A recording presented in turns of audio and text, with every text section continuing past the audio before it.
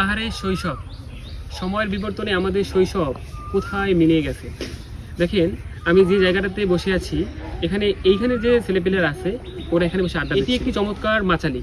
এখানে মাঝে মাঝে এদেরকে দেখি, এরা হচ্ছে আড্ডা দেয়, গল্প করে। আহারে শৈশব, কত চমৎকার এদের জীবন।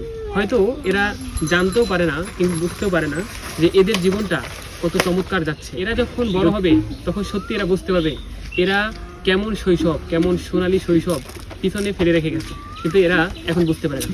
আমরা যখন ছোট ছিলাম আমরা সত্যি সবাই বড় হইতে চাইতাম, কবে আমরা বড় হব, কবে আমরা এই ছোট থেকে আমরা নিস্তার পাবো। কিন্তু বড় হওয়ার পর বুঝতে পারি যে আমরা কি ফেলে আসছি। আর কখনো আমাদের কোটি কোটি টাকা থাকলেও আমরা সেই আমাদের শৈশবে কখনোই আমরা ফিরে যেতে পারবো না। আমরা ওদের সাথে আজকে কথা বলবো। তোমার নাম কি? কিসে পড়ো তুমি? অনেক বড়। এখানে তুমি মাঝে মাঝে আসলে তোমার কেমন লাগে? ভালো লাগে না? তোমার নাম কি? তুমি কিসে পড়ো? ফাইভে পড়ো না? আচ্ছা, এখানে লাকি আছে, আমির হামজা আছে, এখানে সুবর্ণা, না সুবর্ণা কার নাম? এই সুবর্ণা আছে। তারপর তোমার নাম কি? ইশরাত আছে। তোমার নাম? হাবিবা। হাবিবার কি হয় তোমার? তোমার বোন আছে না? বনি হয়। হ্যাঁ, এই যে বনি নিয়ে আসতে কত সুন্দর মাচারি, কেউ ভয় পাচ্ছে না।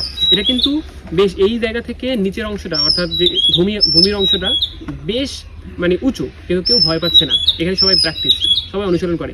আবার আপনারা হয়তো পাশে হচ্ছে পাখি ডাক শুনতে পাচ্ছেন, সূর্যের আলো আসছে। এই যে হচ্ছে মাচালির এই যে সামনে দিয়া ধলেশ্বরী নদী চলে গেছে, এবং যখন বর্ষাকাল হয় তখনও এটা থাকে, তখন এই নদীতে একদম সলো পানি দেখা যায়, এবং এখান থেকে ছেলেমেয়েরা লাভ দেয় নদীতে। কি চমৎকার একটা শৈশব।